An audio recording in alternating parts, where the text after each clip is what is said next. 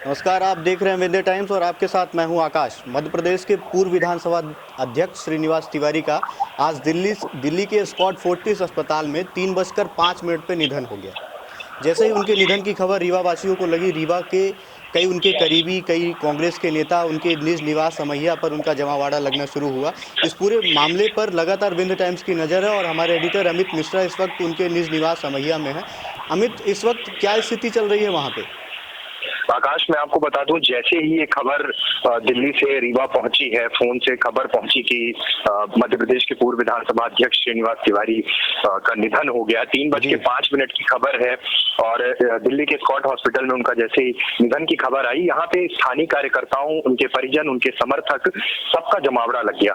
और स्थिति ये है कि यहाँ पे अभी मेरी कई लोगों से बात हुई, वरिष्ठ कांग्रेस के नेता हैं राजेंद्र शर्मा जी से बात हुई, इंजीनियर राजेंद्र शर्मा से बात हुई। उन्होंने भी स्पष्ट किया कि ये व्यक्तिगत क्षति के साथ साथ मध्य प्रदेश की क्षति है। एक उत्कृष्ट राजनीति के पुरोधा, संसदीय ज्ञान का भंडार और एक ऐसे युग पुरुष के रूप में श्रीनिवास तिवारी थे और उनके केंद्र में हमेशा सर्वाहार समाज के विकास की अवधारणा थी।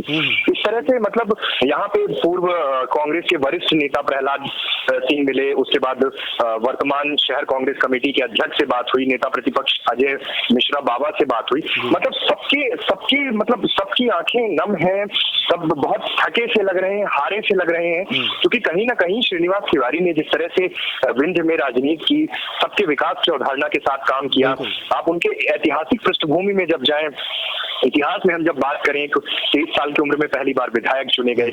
आज जब ये उनके निवास से ये चर्चाएं हैं कि श्रीनिवास तिवारी के जो अचीवमेंट थे, वो चीजें जो थी, वो सारी चीजें आज लोगों के दिमाग के सामने है। आपको बता दूं कि इस पूरे मामले पे हमारी यहाँ पे जितने भी कार्यकर्ता और सब यहाँ पे उपस्थित हैं, उन सबसे लगातार बात हो रही थी।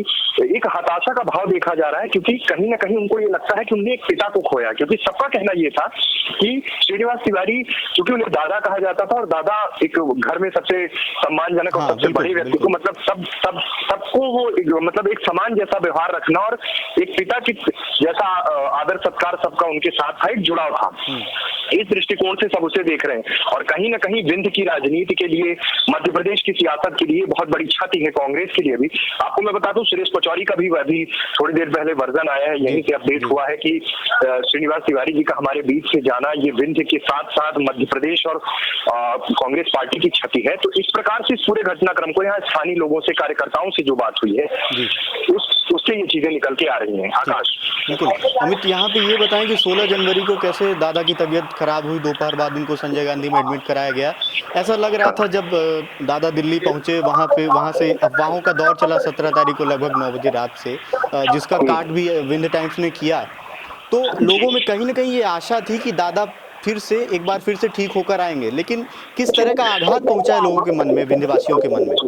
जी, मैं आपको बता दूं आकाश, हुआ क्या कि जैसे ही 16 तारीख को दादा को सांस लेने की तकलीफ के बाद श्रीनिवास तिवारी को भर्ती किया गया था, उसके बाद से लगातार डॉक्टरों की निगरानी में रीवा के संजय गांधी अस्पताल में रखा गया और उसके तुरंत बाद जब ये निर्धारित किया गया, डॉक्टरों की टीम ने ये निर्धारित किया कि अब दादा को एयरलिफ्ट करके दिल्ली ले जाया जाएगा। श्रीनिवास तिवारी को तुरंत आनंद फानन में पूरी तैयारियां की गई और उन्हें एयरलिफ्ट किया गया सतना से दिल्ली के लिए। दिल्ली पहुंचने के बाद उनके स्वास्थ्य में काफी तेजी से सुधार हुआ।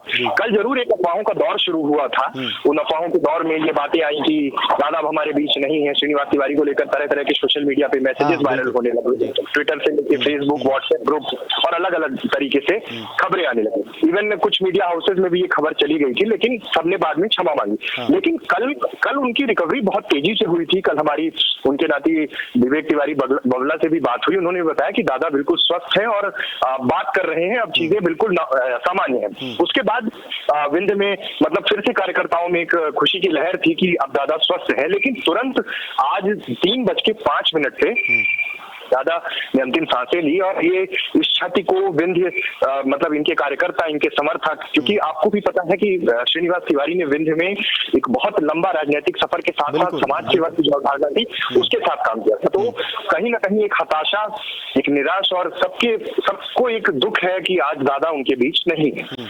बिल्कुल अमित, यहाँ पे हम दर्शकों को ये भी बताना चाहेंगे, आपसे जानना चाहेंगे कि राष्ट्रीय कांग्रेस नेतृत्व से और प्रदेश से किन लोगों का आना हो सकता है, किन लोगों के आसार बन रहे हैं? मैं आपको बताना चाहूंगा, अभी मेरी थोड़ी देर पहले पूर्व केंद्रीय मंत्री चरणदास महंत से फोन पे बात हुई है। चरणदास महंत ने इस पर बहुत गहरा दुख व्यक्त किया है और उन्होंने पहले ही शब्दों में ये कहा कि श्रीनिवास तिवारी पिता तुल्य थे और हमेशा उन्होंने एक बेटे की तरह हमको विधानसभा में रखा और उनकी मॉनिटरिंग में हम लोग आगे बढ़े, राजनीति की बारीकियां हमने सीखी।